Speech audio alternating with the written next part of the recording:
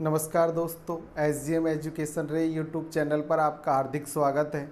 जैसा कि अपना फर्स्ट ग्रेड, सेकंड ग्रेड और रीट भर्ती परीक्षा के लिए जो स्पेशल बैच चल रहा था और उसमें जो अपना टॉपिक जो प्रकरण चल रहा था वो था छंद। तो हमने काव्य शास्त्र का मोस्ट टॉपिक अलंकार पढ़ा और उसी कड़ी में काव्य शास्त्र का दूसरा मोस्ट टॉपिक हम छंद पढ़ रहे हैं। और छंद में भी हमने छंद के मुख्य भेद जो आपकी मात्रिक छंद और वर्णिक छंद है, उसमें मात्रिक छंद के पूरे जो अपने second grade first grade syllabus में जितने भी छंद है सभी को विस्तृत रूप से पढ़ा। और उसी कड़ी में हमने जो आपकी वर्णिक छंद है उसके भी मुख्य जो भेद है वो हम पढ़ रहे हैं। तो वर्णिक छंदों में हमने मुख्य छंदों में 4 छंद पूर्व कक्षा में पढ़ लिए थे, जिसमें हम 4 छंद पढ़ चुके थे। अब उसी कड़ी में 5वां, 6वां और 7वां जो वर्णिक छंद है वो हम देखते हैं। तो देखिए यहाँ 5वां जो वर्णिक छंद है वो है आपके मंदाक्रांता छंद। मंदाक्रांता, देखो यहाँ नाम से ही इसका अर्थ प्रकट होता है। मंद गति से बोले जाने की वजह से इसका नाम ही क्या है, मंदाक्रांता। तो मंदाक्रांता मभ नभ मैं मगण भगण नगण तगण और गुरु गुरु आते हो, यानी कि मभ नभ तय गागा कहे छंद वेदी, यानी कि मंदाक्रांता एक समवर्ण छंद है, अर्थात इसके सभी चरणों में समान वर्ण होते हैं। इसके 4 चरण होते हैं, प्रत्येक में 17 वर्ण होते हैं। चरण कितने होते हैं? 4, जो प्रत्येक में 17 वर्ण। प्रत्येक चरण में क्रम से मगण भगण नगण तगण तगण और अंत में 2 गुरु आते हैं। यहाँ आपके मगण भगण नगण और तऊ यानी कि तगण तगण और गुरु गुरु आते हैं।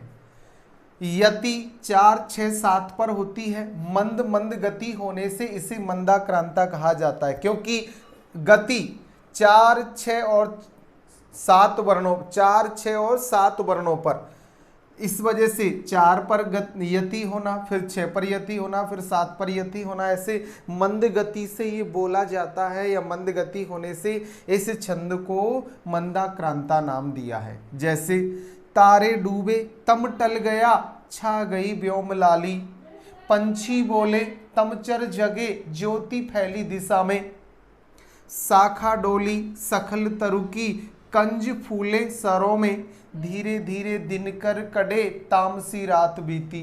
तो यहाँ सूर्य उदय होने और रात्रि के गुजरने का वर्णन किया कि तारे डूबे, ये समवर्णिक छंद है। प्रत्येक चरण में समान 17 वर्ण होते हैं। तो देखिए यहाँ 1, 2, 3, 4, 5, 6, 7, 8, 9, 10, 11, 12, 13, 14, 15, 16 और 17। इसी प्रकार 1, 2, 3, 4, 5, 6, 7, 8, 9, 10, 11, 12, 13, 14, 15, 16 और 17।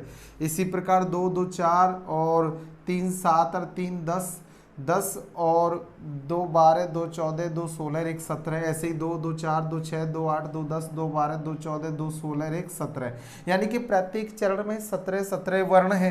और तारे डूबे, ये 4 वर्णों पर, तम टल गया ये 6 वर्णों पर, 4, 6 और बाकी के 7 पर यति है। ऐसे ही पंछी बोले 4, तमचर जगे 6 और ये आगे के 7 वर्णों पर यति है।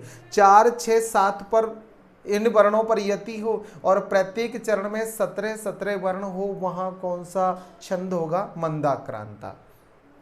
और ये समवर्ण छंद है, अर्थात इसके प्रत्येक चरण में समान वर्ण होते हैं। अब अपना दूसरा, यानी कि मंदाक्रांता के बाद दूसरा छंद है बसंत तिलका, यानी कि बसंत तिलका। जानो बसंत तिलका तब जाज गौग, यानी जिसमें तगण भगण जगण जगण और गुरु गुरु आए, वो कौन सा छंद होता है? बसंत तिलका।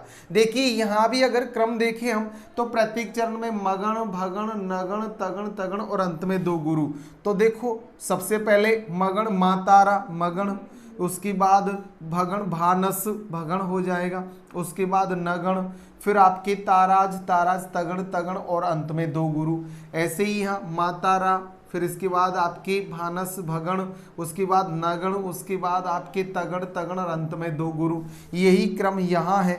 मातारा यानी कि मगण, उसके बाद आपके भानस भगण, और उसके बाद नगण नस्ल, और उसके बाद ताराज ताराज यानी तगण तगण, और अंत में दो गुरु।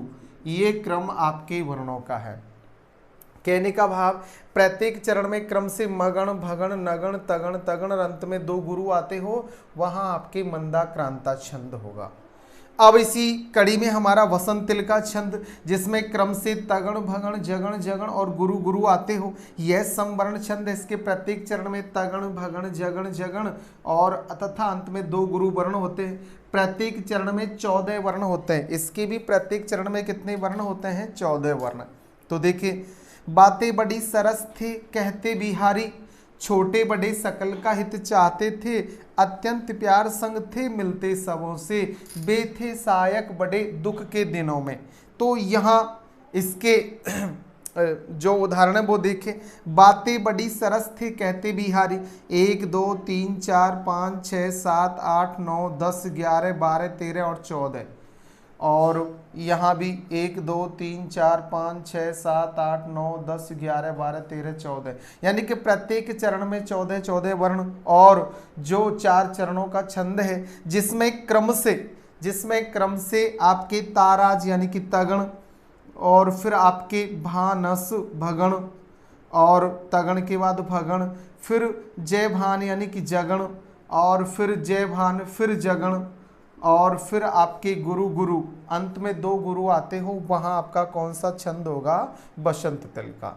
तो जिसके प्रत्येक चरण में 14 वर्ण और 4 चरणों का छंद जो समवर्ण छंद है, और जिसमें क्रम से तगण भगण जगण जगण और अंत में दो गुरु आते हो, वो आपका कौन सा छंद हो जाएगा? बसंत तिल का।